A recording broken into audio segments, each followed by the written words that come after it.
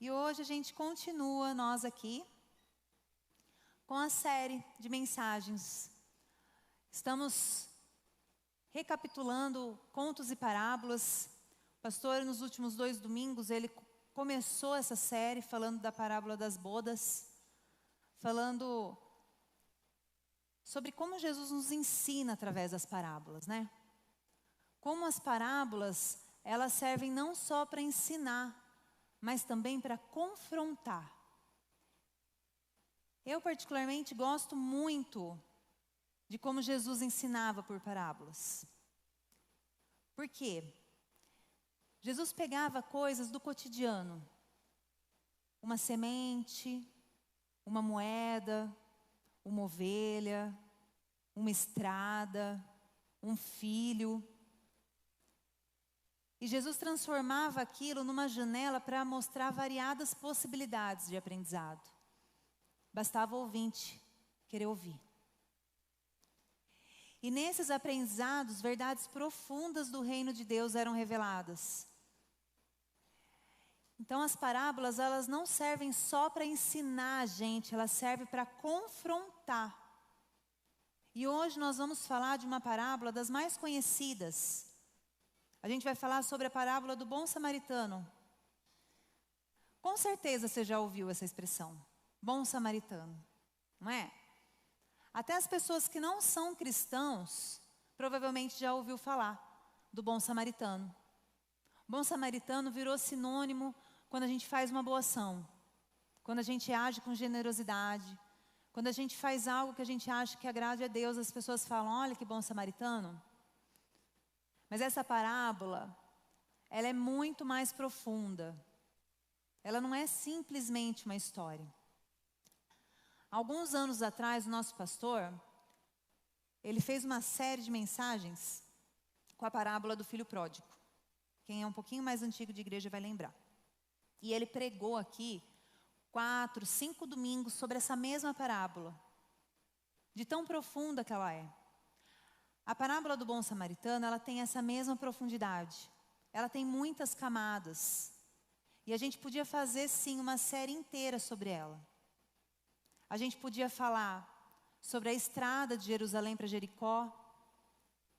A gente podia falar sobre cada personagem com calma.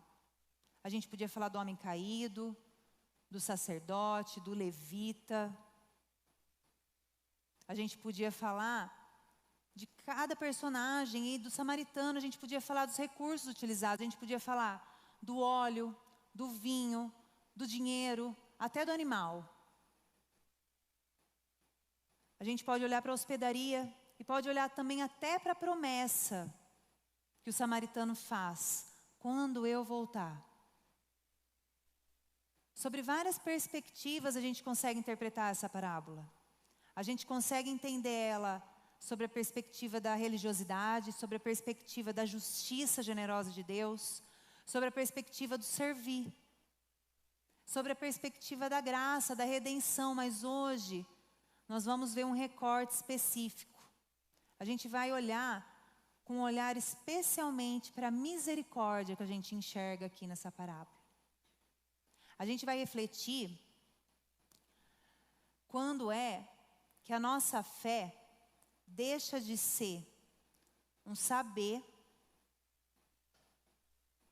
para interferir na maneira de como eu sou, de como eu trato as pessoas, de como eu enxergo o mundo.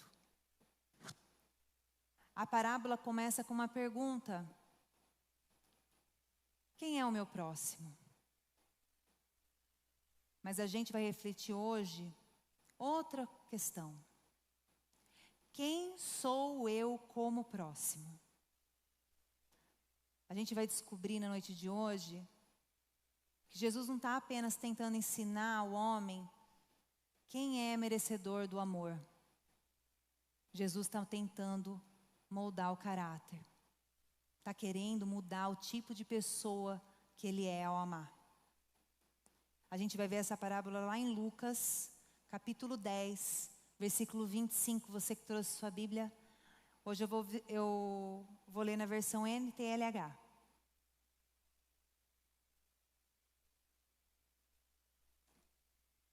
Versículo 25 começa assim: O mestre da lei se levantou e, querendo encontrar alguma prova contra Jesus, perguntou: Mestre, o que eu devo fazer para herdar a vida eterna, para conseguir a vida eterna?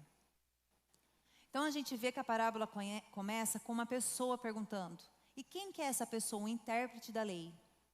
Não é uma pessoa qualquer, não é uma pessoa que estava passando por ali, um desavisado. Era um homem conhecedor da palavra de Deus, das Escrituras. Ele sabia o que ele estava falando. Ele sabia o que ele estava perguntando. Então Jesus, muito astuto que era, ele responde com uma outra pergunta. Ele fala assim: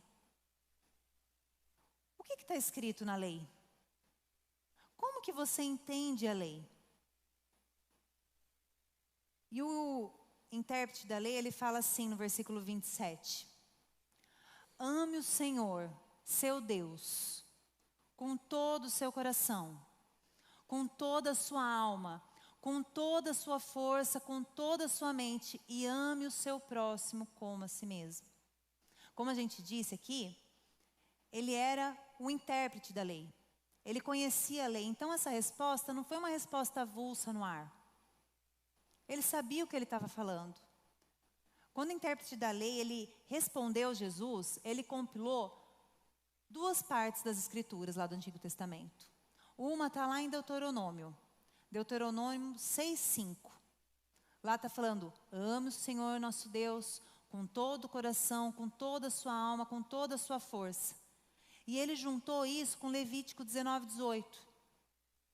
Levítico 19:18 fala assim: não se vingue nem guarde ódio de alguém do seu povo,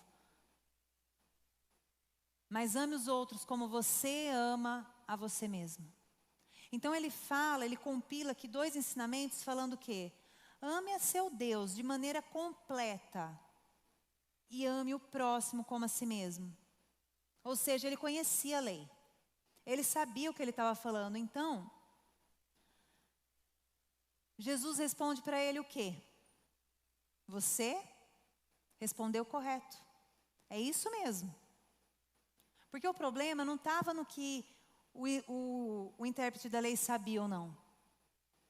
O problema estava no que, além daquela pergunta, se ele estava conseguindo obedecer aquilo que ele sabia. E aí vem o primeiro confronto da parábola. Porque às vezes a gente conhece a resposta certa. A gente sabe o que Deus quer. A gente conhece o manual. Mas a gente vive de maneira errada. É possível a gente conhecer a Bíblia. É possível a gente servir aqui todo domingo, frequentar a igreja, entoar louvores para Deus. A gente saber que a gente tem que amar o próximo. Mas ainda assim, a gente passa para o outro lado da estrada, quando a gente encontra alguém ferido. Lá em Tiago 1:22, Tiago fala assim: sejam praticantes da palavra e não apenas ouvintes. Ele mostra o perigo do auto-engano religioso. Por que um auto-engano religioso? A gente ouve tanto, a gente conhece tanto, a gente aprende tanto e a gente começa a achar que saber é a mesma coisa que viver. E não é. E vem daí na parábola o versículo 29, que é fundamental. Na versão NTLH, o versículo 29 fala assim: porém o mestre da lei querendo se desculpar. Em outras versões, fala querendo justificar-se. E aqui vale a gente imaginar um pouquinho a cena. O que eu vou falar aqui não está escrito na Bíblia. Mas vamos imaginar a cena. Aquelas discussões sobre religião, sobre Deus naquela época, eram comumente feitas em público. Era uma discussão feita em meio às pessoas. Por isso que a palavra fala que o intérprete da lei se levantou para falar com Jesus. Se fosse uma conversa particular, ele não teria se levantado, não é? Então ele se levantou. Então imagine essa cena. Eles estavam no meio da multidão. Esse intérprete da lei, que a gente sabe que naquela época podia ser um fariseu, podia ser uma pessoa que sabia da lei, mas que não estava fazendo o que Deus estava querendo. E ele fala, ele responde certo. Jesus pergunta e ele fala o quê? Ame Deus de todo o coração, ame o próximo como a si mesmo. E talvez as pessoas, e aqui mais uma vez a gente está imaginando, e talvez as pessoas que estavam em volta, olharam para o lado, deu aquele cutucão no irmão e falou, ai, esse aí, falando amar o próximo. Olhou às vezes com aquele olhar meio, esse aí, falando isso? Então a gente consegue imaginar isso. A Bíblia não fala que teve esse deboche, a Bíblia não fala que teve esse comentário irônico. Mas Lucas diz o que está dentro do coração daquele homem, que ele quis justificar-se. Por isso que a conversa aqui, ela deixa de ser um pouco teológica e vai mais para o pessoal. Porque ele conhecia a lei, ele sabia citar a lei, ele sabia que a gente tinha que amar o próximo. Mas saber o mandamento não significa necessariamente que a gente está vivendo o mandamento. E quando Jesus diz, você respondeu corretamente, faça isso e você vai viver eternamente. Talvez ele, ao olhar todo mundo, ao receber essa resposta de Jesus, ele sentiu o peso do que ele mesmo tinha falado. Então, o intérprete da lei pergunta de novo para Jesus, e quem que é o meu próximo? Você vê que essa pergunta não é o que a superfície mostra que ela é. O intérprete da lei não estava meramente querendo ter uma explicação de quem era o próximo. Ele estava querendo justificar-se. Ele estava querendo, talvez, que Jesus passasse uma lista para ele. Ó, o seu próximo é esse, esse, esse. Lá naquela passagem de Levítico, não sei se vocês lembram, coloca de novo, fazendo favor, João. A passagem de Levítico fala o quê, ó? Não guarde ódio de alguém do seu povo. Então, talvez para ele, no entendimento da lei dele, o próximo dele não eram todos, eram os seus. Por isso que ele queria uma lista. Por isso que ele queria conseguir restringir. Definir quem é o próximo. Porque quando a gente define quem é o próximo, a gente define também quem não é. E daí fica mais fácil a gente se justificar. Fica mais fácil a gente ficar mais correto, né? Fica mais fácil a gente pensar que a gente está agindo de maneira correta e certa. Quando a palavra confronta alguma área da nossa vida, a gente faz exatamente igual. A palavra vem e confronta. E a nossa primeira reação é a transformação? Não, a gente se justifica também.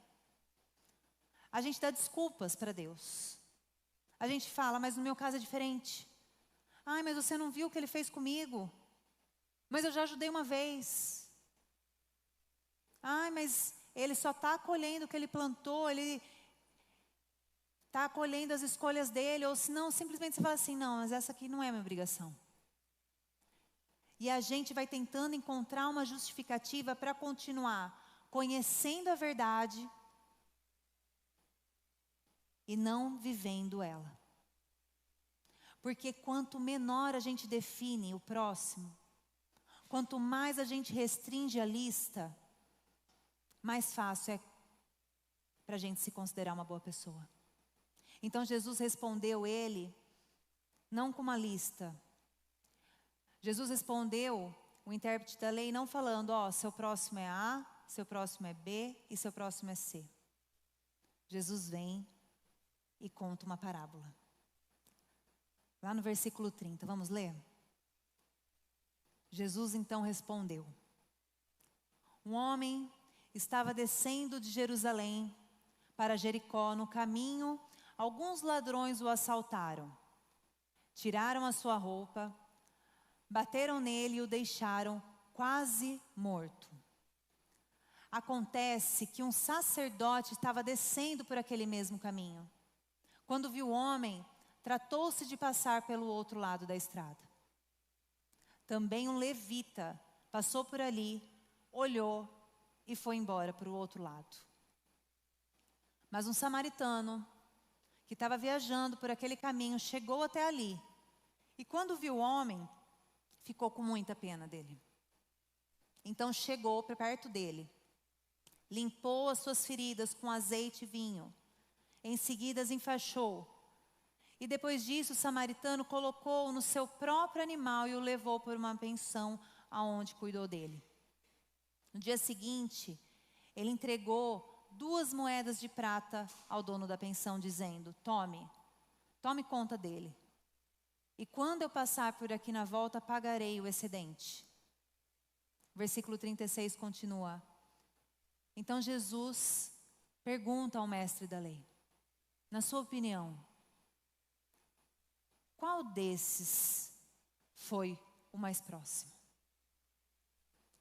Então a gente vê que essa parábola, ela começa com um homem que descia de Jerusalém para Jericó. E aqui vai uma imagem para a gente conseguir visualizar. Jerusalém, ela ficava 1000 metros acima de Jericó. Se a gente olhar aqui o telão, a gente vai ver Jerusalém lá em cima e Jericó ali embaixo. 1000 metros de diferença de altitude. Então, quando a Bíblia fala que ele descia, ele realmente descia. Eram de mais ou menos 25, 30 quilômetros de distância. E a palavra fala também que o cenário, a estrada, era uma região com pedras, uma estrada íngreme. Mostra outra imagem, João. Então era uma estrada deserta, uma estrada que não passava muita gente, uma estrada que um pedestre tinha dificuldade de passar. Trazendo para os dias de hoje, para a nossa realidade, para a gente elucidar, eu quero fazer uma comparação. Então vamos pensar o pessoal aqui de São Manuel, que a gente está lá na Praça Tonico Tinoco. E a gente está querendo ir lá para Coab, que é o bairro que tem do outro lado da estrada. Para quem não é daqui, entra por lá. Então a gente está lá na Praça Tonico Tinoco e a gente tem que chegar na Coab. Por onde que a gente tem que ir? É um caminho perigoso, não é? Um caminho que não tem muita iluminação, que às vezes a gente tem que passar pela uma passarela, ou senão a gente tem que passar no lugar que passa os carros, um lugar que não tem muito policiamento, um lugar perigoso de se estar, e que não passa muita gente.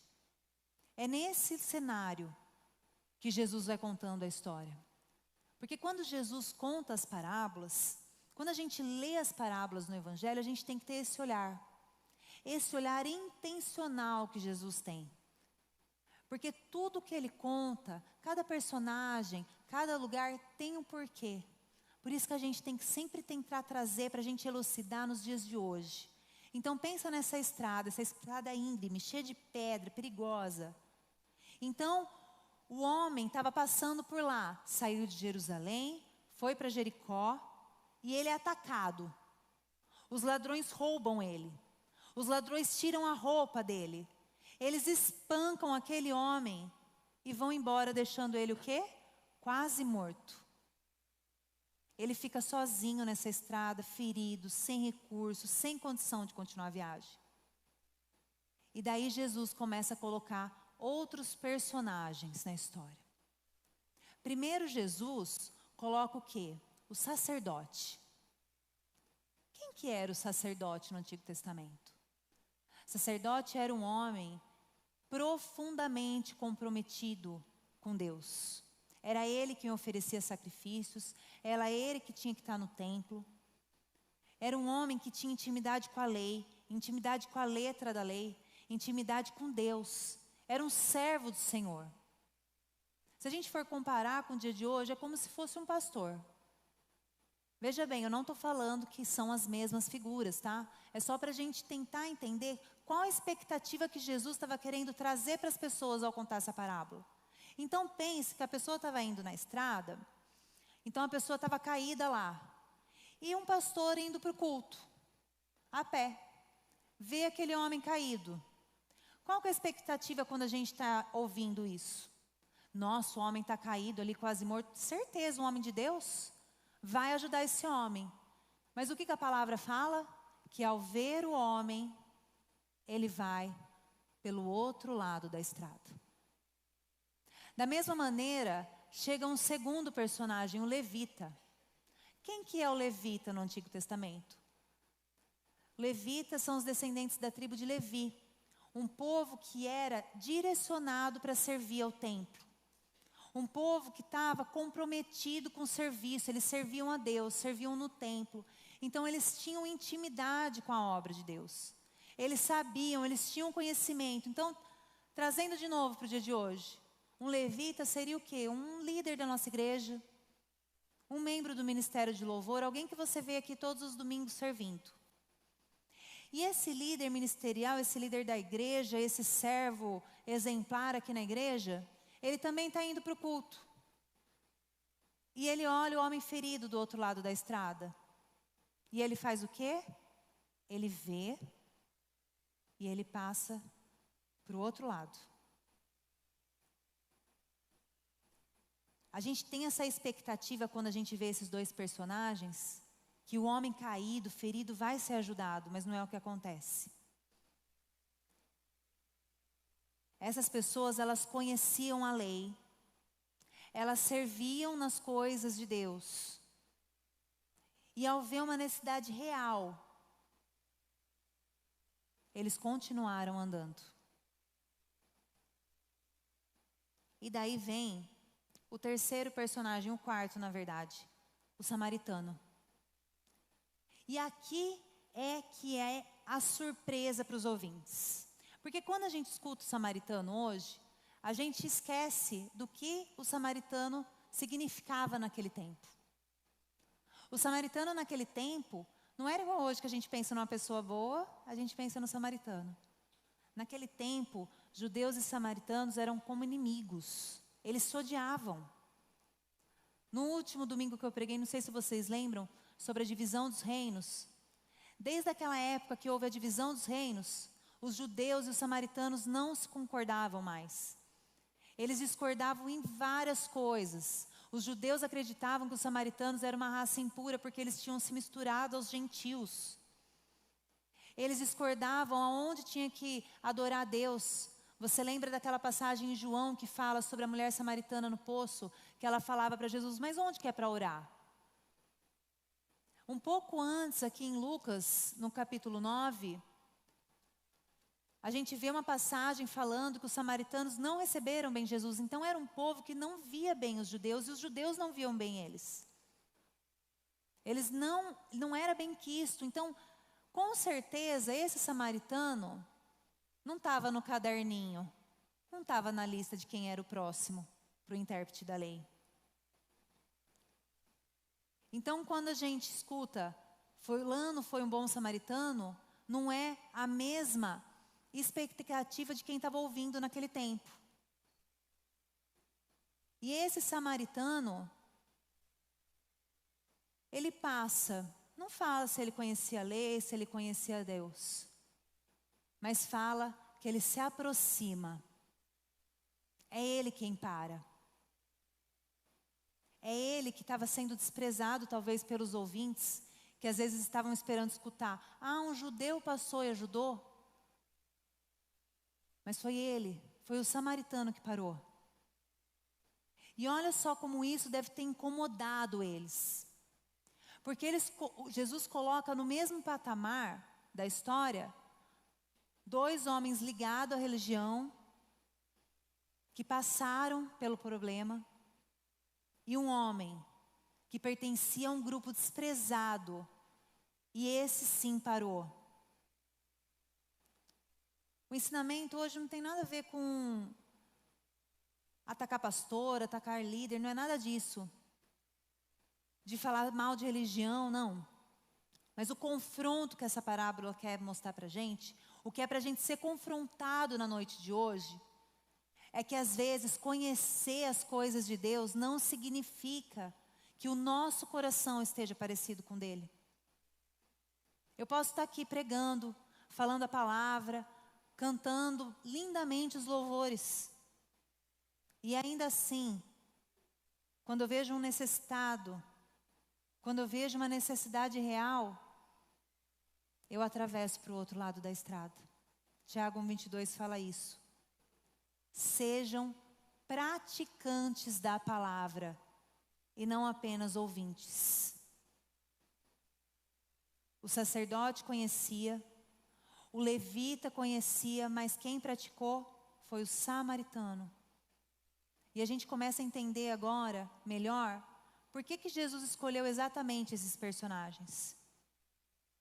O intérprete da lei começou perguntando quem que é o meu próximo, mas Jesus coloca na história alguém que estava fora da categoria, estava fora do caderninho.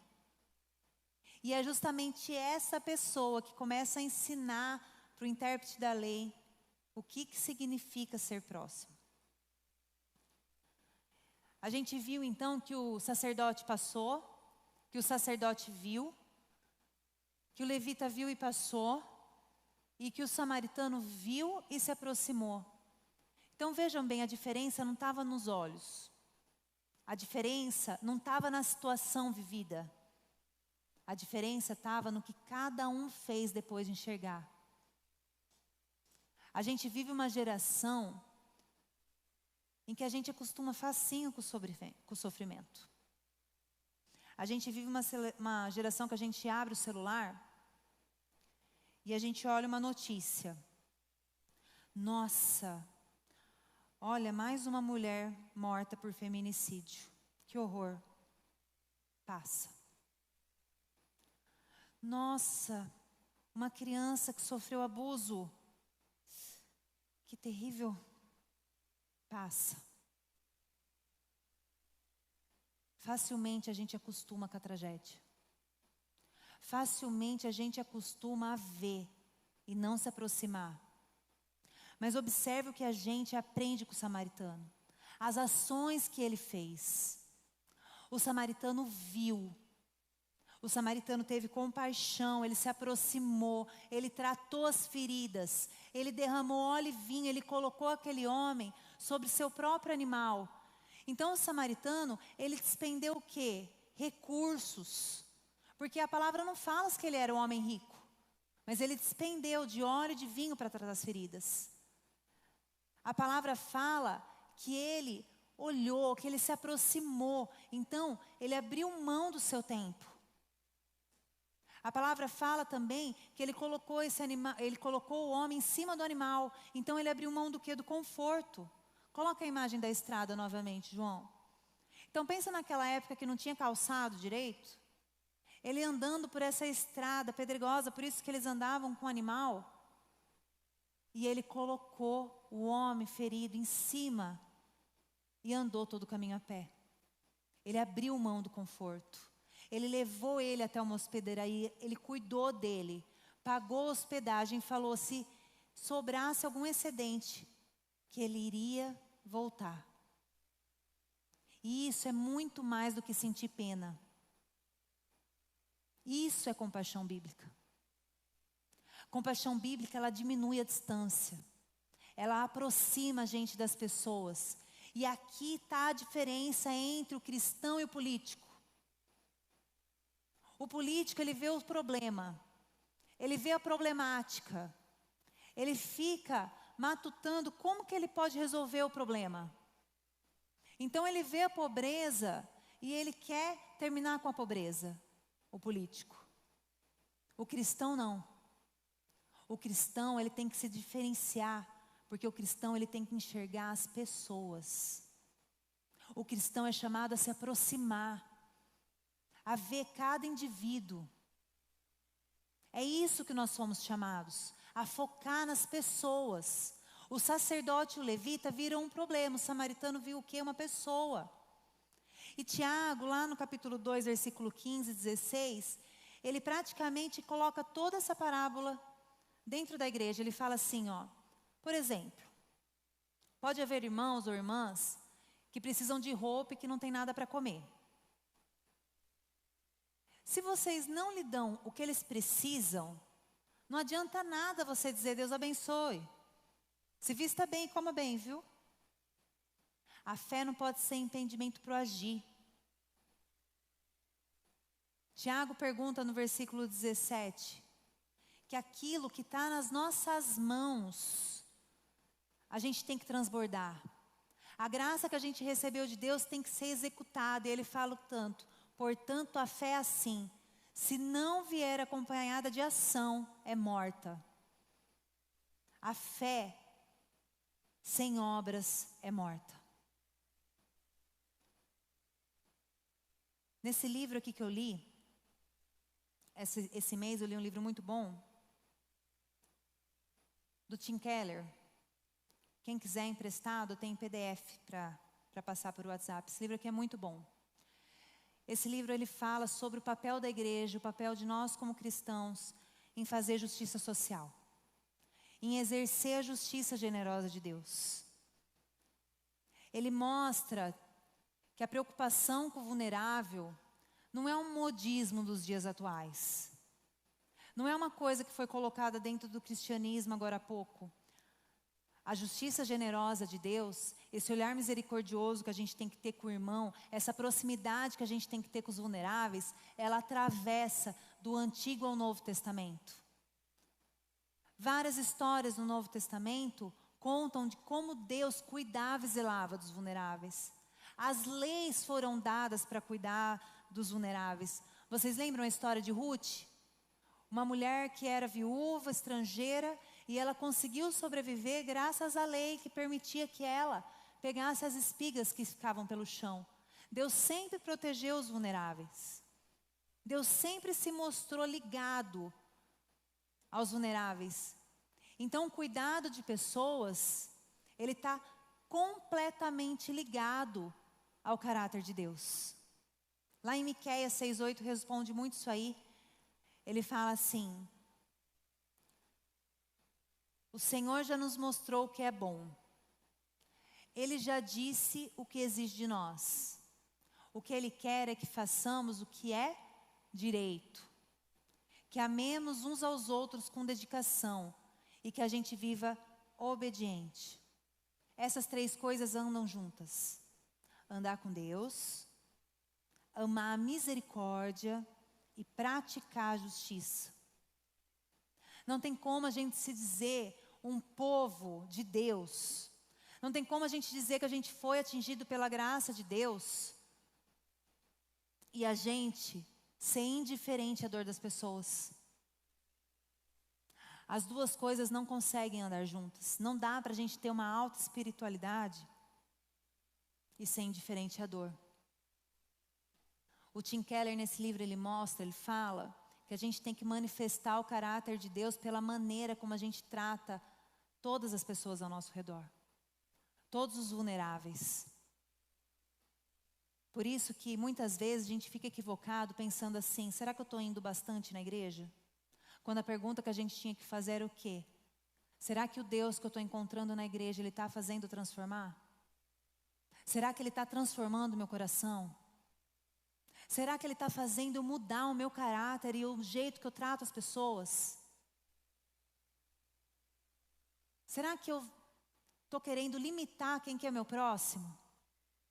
Será que eu estou querendo, assim como o intérprete da lei, restringir a lista e excluir alguns dela? Será que eu estou querendo exercer misericórdia, paciência, o amor de Deus apenas com os meus, com a minha família, com a minha esposa, com os meus filhos, com os meus pais, e estou esquecendo de olhar pela estrada? A gente às vezes é equivocado. Outra pergunta que a gente tem que se fazer, e que essa passagem fala muito bem, é sobre o custo que a misericórdia tem. Porque a misericórdia tem custo. A gente vê nessa passagem do bom samaritano que a misericórdia custou tempo. Porque ele estava viajando. Provavelmente ele tinha um destino, ele tinha hora para chegar, mas mesmo assim ele parou. A misericórdia custou conforto, ele coloca o ferido sobre o animal.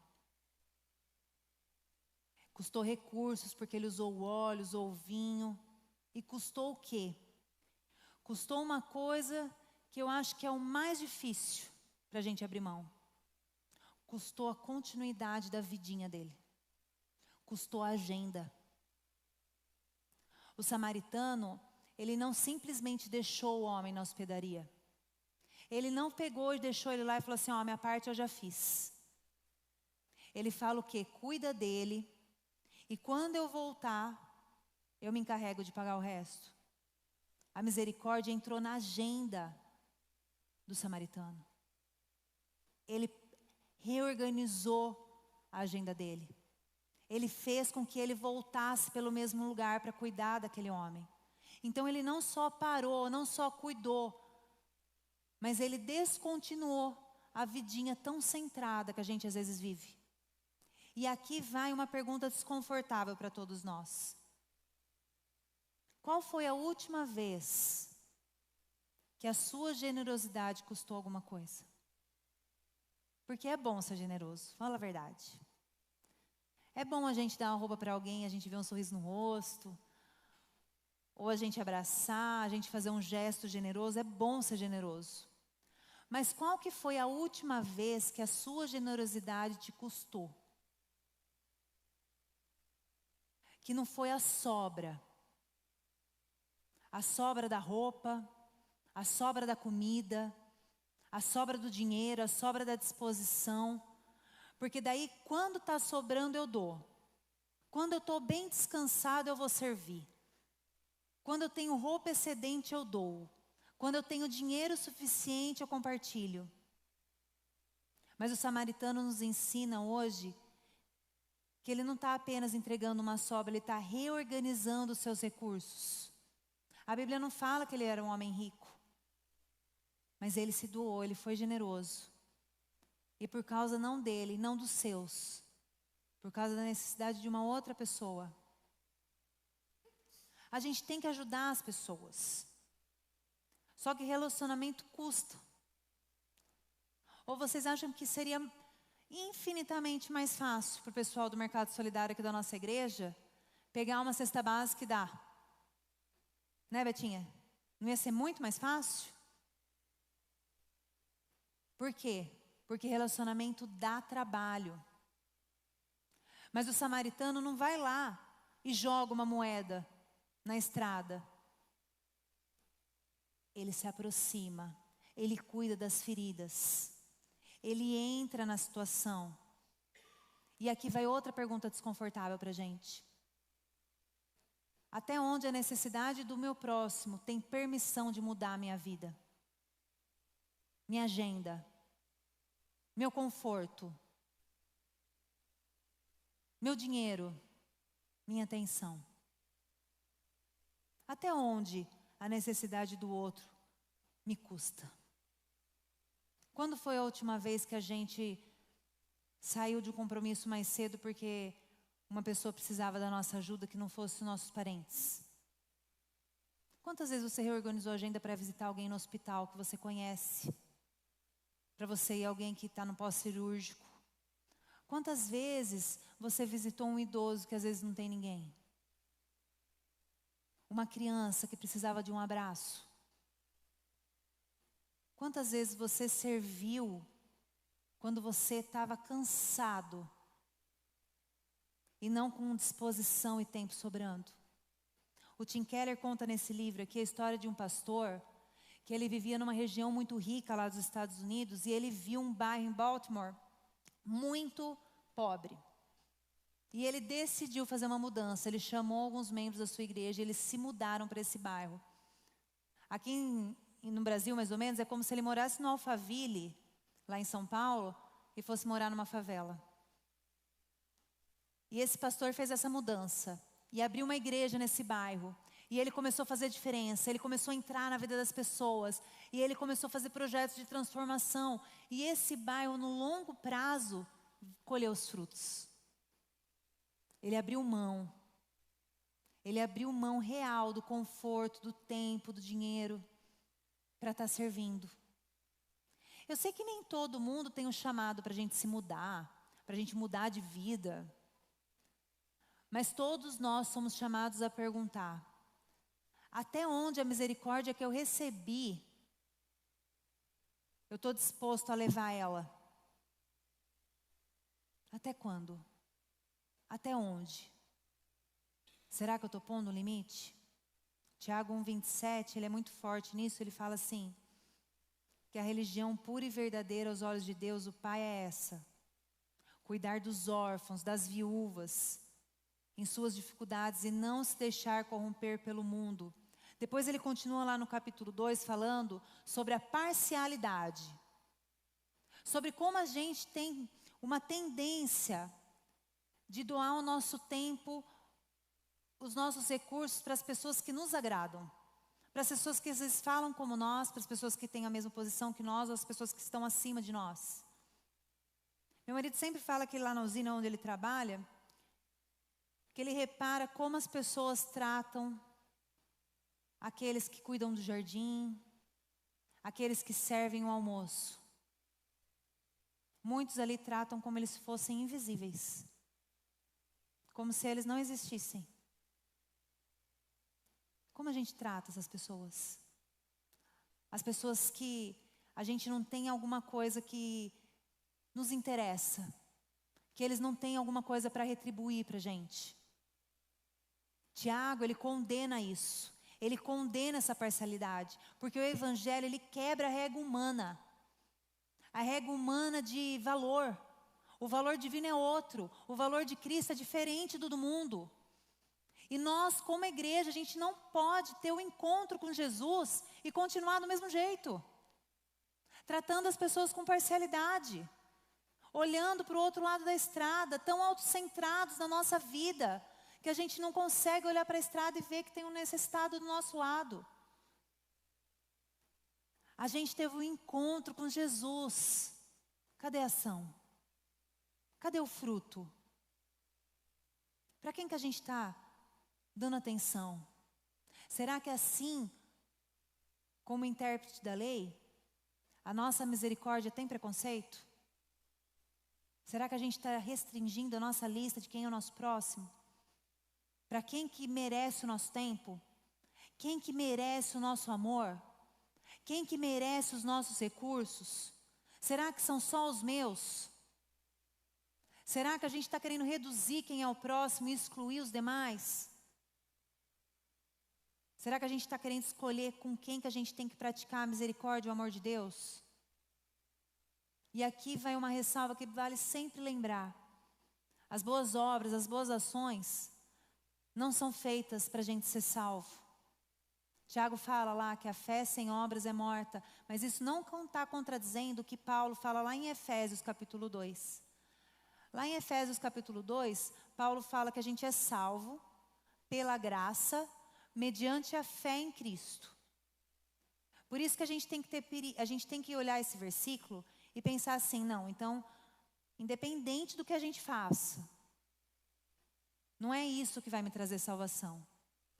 Mas a gente não pode pregar esse versículo isolado, porque Paulo continua, ele fala assim, agora, lá no versículo 10 ele fala, criados em Cristo para boas obras. Agora que a gente é nova criatura, agora que a gente crê em Jesus, agora que a gente é salvo, a gente tem que praticar boas obras. As boas obras não são a raiz da árvore. A raiz da árvore é Cristo, é a palavra, é o conhecimento, é a nossa fé. Mas as obras, eles são o fruto da nossa salvação. Porque quem se encontra com Jesus é transformado.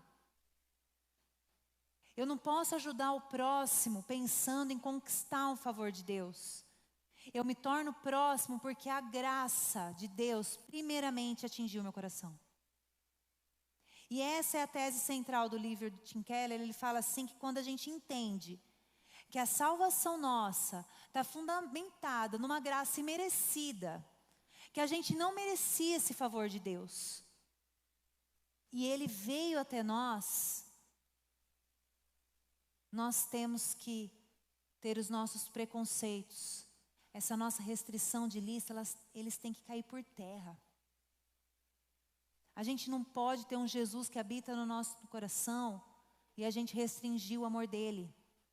Quando as pessoas enxergam a graça de Deus em Cristo, a gente tem que sim se tornar mais sensível à dor do outro. A gente tem que sim se tornar mais sensível à justiça generosa de Deus.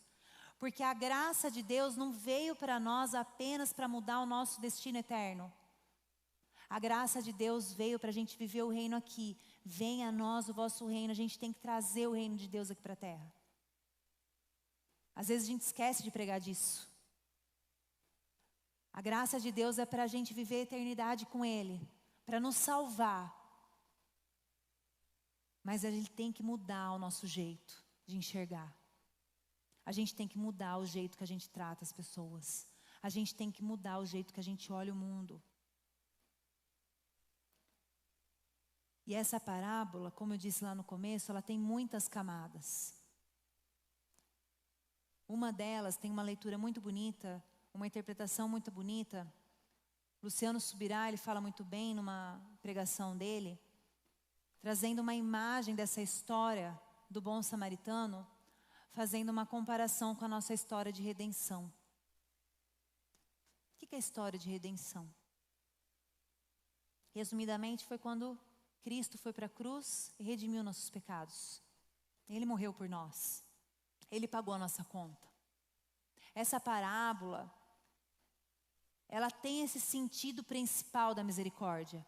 Em nós sermos boas pessoas e a gente melhorar como ser humano, a gente melhorar como próximo. Essa parábola ensina a misericórdia. Mas ela também, ela nos convida a olhar a condição daquele homem caído. Aquele homem que estava caído. Aquele homem que estava descendo. Aquele homem que estava em queda. Aquele homem que estava ferido. Que ele foi roubado, que ele estava quase morto. E principalmente, que ele não conseguia se levantar sozinho. Essa imagem do homem caído, ela vai de encontro com a condição humana diante do pecado. O homem sofreu a queda. E desde então o pecado nos feriu. O pecado nos afastou de Deus e a gente não tinha condição nenhuma, assim como o homem caído, de produzir a nossa restauração. Então passa o sacerdote e o levita, assim como na nossa vida, na história da Bíblia vê que a religião passou, a letra da lei passou, mas nada restaurou o homem. Mas daí vem aquele que foi rejeitado. Aquele que não foi recebido pelo povo, lá em João 1:11. Fala, agora é a palavra, veio para o seu próprio país, mas o seu povo não recebeu. Ele veio para os seus, mas os seus não receberam. E é aí que a gente faz a conexão do bom samaritano com Cristo. O samaritano se aproxima daquele que não podia salvar a si mesmo. Ele trata as suas feridas. E aqui a gente vê a figura do óleo e do vinho, assim como a figura do Espírito Santo e do sangue vertido da cruz.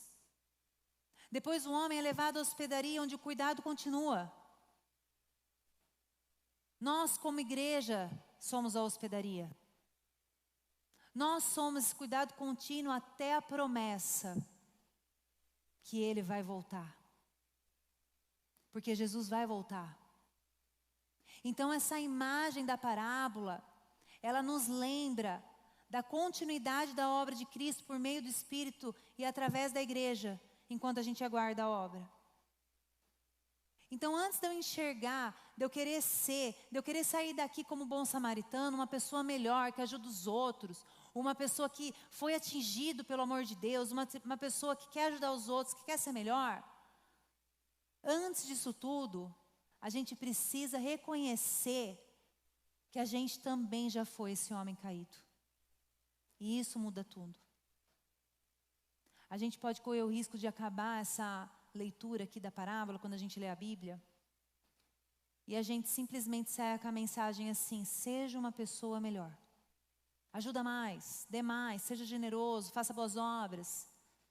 Essa é a ideia principal, mas a gente não pode parar aqui, porque senão a gente corre o quê? O risco do evangelho virar moralismo. Então vamos voltar à pergunta principal. Mestre, o que eu farei para herdar a vida eterna? E a resposta: ame o seu Deus de todo o seu coração, de toda a sua alma, de todo o seu entendimento e ame o próximo como a si mesmo. Quem aqui conseguiu fazer isso perfeitamente? Levanta a mão. Eu não. Provavelmente nenhum de nós, né? Muitas vezes a gente está andando na estrada e a gente não olha para o lado. Ou a gente olha. A gente não olha para o lado porque a gente está autocentrado na nossa vida, nos nossos problemas. A gente passa na estrada e a gente vê, mas a gente não quer pagar o preço. Ame o próximo como a ti mesmo. Quantas vezes a gente não passa para o outro lado da estrada? Quantas vezes a gente escolhe quem a gente tem que amar? Quantas vezes a gente calcula, a gente julga, a gente protege o nosso tempo, o nosso dinheiro, o nosso conforto, a nossa agenda, enquanto a gente está precisando de um Salvador. Então, antes da gente querendo sair daqui sendo bom samaritano, a gente precisa reconhecer que nós éramos um homem caído. Em que em algum momento da sua vida você estava ali, ferido, na estrada, sem poder retribuir o amor de Deus, sem força, ali derrotado. E Ele te amou, e Ele nos amou, e Ele se aproximou. Jesus atravessou a estrada. E Ele não nos amou porque a gente era útil, Ele não nos amou porque a gente podia retribuir. Romanos 5,8 fala o quê? Que Deus nos mostrou o quanto nos ama quando Ele morreu por nós, quando a gente ainda vivia em pecado. Ele veio até nós. Ele se aproximou. Ele tratou as nossas feridas. Ele nos carregou e cuidou de nós. E o preço disso, ao contrário do samaritano, que foram apenas 2 moedas, o preço foi a cruz. Em 1 João 3,16 faz uma conexão perfeita. Ele fala assim, que a gente sabe o que é o verdadeiro amor de Deus, porque Jesus entregou sua vida por nós. Então, primeiro, Jesus por nós. Mas João, no capítulo 17, ele continua falando: se alguém tem recursos suficientes e vê o irmão passando necessidade, mas fecha o coração, como pode o amor de Deus permanecer nele? Como que pode uma pessoa que estava caída, uma pessoa que sentiu o amor de Deus, uma pessoa que teve suas feridas tratadas, que foi cuidado, ter o coração endurecido mediante o irmão? E no versículo 18 ele fala o quê? A gente não pode dizer apenas que a gente ama uns aos outros. A gente tem que mostrar essa verdade por meio das nossas ações. Olha a ordem. Jesus entregou a vida por nós. E a gente aprendeu a entregar a vida pelos outros. Graça recebida, misericórdia praticada. É uma ligação direta. Quando a pessoa compreende e experimenta a graça de Deus, a pessoa, ela começa a praticar a justiça e a misericórdia divina. Portanto, a gente não pode praticar a misericórdia para conquistar a graça. Mas a gente tem que praticar a misericórdia com alegria, porque um dia nós fomos alcançados por ela. A gente chega ao final dessa parábola, voltando lá no começo. O intérprete da lei perguntando: quem é o meu próximo? Mas Jesus termina perguntando no versículo 36. Qual desses 3 você diria que foi o próximo do homem atacado pelos bandidos? Vocês percebem como ele mudou a pergunta? O homem pergunta: quem é o meu próximo? E Jesus volta a pergunta falando assim: quem é você como próximo? De quem você está sendo próximo? O intérprete, às vezes, como nós, ele estava querendo definir quem merecia seu amor. Jesus estava querendo transformar o tipo de pessoa que ele era. Ele queria saber quem que eu sou obrigado a amar. Enquanto Jesus estava querendo perguntar para ele: quem que você está se tornando? Você está se tornando alguém que ama? Então a pergunta para a gente levar para casa não é quem é meu próximo, é quem eu tenho sido como próximo. De quem eu tenho sido próximo? Eu quero terminar essa parábola, esses ensinamentos de hoje, com algumas perguntas. Então feche os seus olhos. Não para você responder para o lado, mas para você responder para você mesmo. Quem encontrou em mim misericórdia ultimamente? Quem que recebeu meu tempo, minha atenção, meus recursos, meu perdão? Será que eu estou tão autocentrada que só os meus receberam isso? Será que eu estou restringindo a lista e excluindo as pessoas dela? Será que eu parei de olhar para a estrada? Será que eu olhei e atravessei a estrada ao ver uma necessidade? Talvez a pergunta mais difícil possa ser: para quem que eu passei pelo outro lado? Será que eu estou cuidando só da minha própria vida, dos meus interesses? Então olha profundamente para o seu coração e peça. Peça para Deus fazer abrir seus olhos, abrir sua mente, abrir o seu coração para você olhar para a estrada. Abram os olhos. Vamos lembrar do que Tiago falou. Sejam praticantes da palavra e não apenas ouvintes. Jesus termina a parábola lá no versículo 37. Pois vá e faça o mesmo. Ele não está fazendo uma ordem, um convite para conquistar a salvação, nem para convencer Deus que a gente é bonzinho. Ele está falando que um dia nós estávamos caídos e alguém veio até nós. E quando a gente não podia pagar o preço, alguém veio e pagou, mesmo a gente sem poder se retribuir. Cristo se aproximou da gente. Quando a gente entende a dimensão da misericórdia, a gente não tem como. A gente começa assim a olhar para o outro com um olhar diferente. A oração de hoje, ela nos convida a, além de saber quem é o nosso próximo, a oração nos convida hoje para que Deus transforme o nosso coração. E para que a gente se lembre que a gente foi atingido por esse amor e a gente não tem o poder de restringir ele. Porque no fim das contas a gente não pratica a misericórdia para conquistar a graça de Deus. Mas a gente pratica a misericórdia porque primeiramente fomos alcançados por ela. Vá e faça o mesmo. Para encerrar, vou fazer um ouvir, refletir e agir. Pode subir o Ministério de Louvor.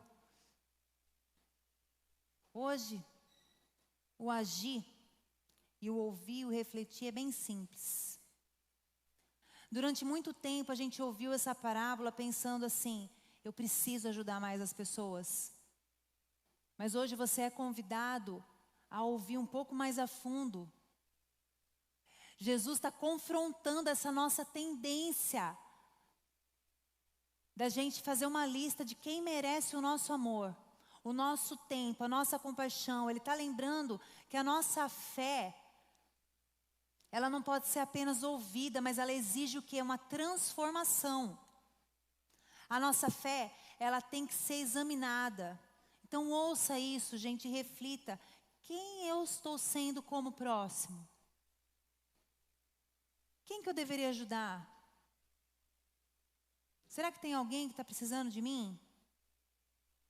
A outra reflexão é assim: eu ainda me lembro onde Cristo me encontrou? A gente tem que refletir isso durante a nossa vida. Relembrar. Será que a gente lembra como Cristo encontrou a gente, o que Ele fez por nós, a transformação que Ele trouxe para a nossa vida? E agora vem uma parte mais simples. A parte do agir. Vá e faça o mesmo. Então hoje o convite é para você fazer uma ação concreta. Você que está em casa também. Essa semana, você vai escolher uma pessoa. Você vai escolher uma situação. E você vai pagar o preço.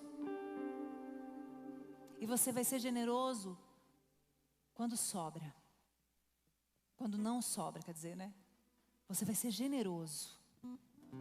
Você vai abrir mão da sua agenda, você vai remanejar seu tempo. Visite alguém. Eu não posso visitar, manda uma mensagem. Manda uma mensagem orando por essa pessoa, falando que você lembrou dela, falando que Deus é com ela. Uma pessoa. Uma atitude concreta. É essa ação que Jesus te chama para o dia de hoje, que o Espírito Santo nos convida. Porque nós fomos alcançados para alcançar. Nós fomos amados para amar. Nós recebemos misericórdia para praticar a misericórdia. É isso que nós somos convidados a agir nessa semana. Eu convido vocês a ficarem em pé, fecharem os olhos, eu vou fazer uma oração. Põe a mão no seu coração. Senhor, hoje nós ouvimos a Tua palavra, Deus. Então nós apresentamos aqui o nosso coração, às vezes endurecido, às vezes acostumado com tragédia, com dor. Então muda, Senhor, em mim o que precisa ser mudado. Coloca, Senhor, diante dos meus olhos aquilo que eu preciso enxergar. Abra o meu coração, Senhor. Me dá coragem. Me dá coragem para seguir em frente. E não apenas ser um ouvinte da palavra, mas um praticante dela. Eu fui alcançado pela graça. Me ensina, Senhor, a ser um próximo melhor. Vamos adorar o nosso Deus?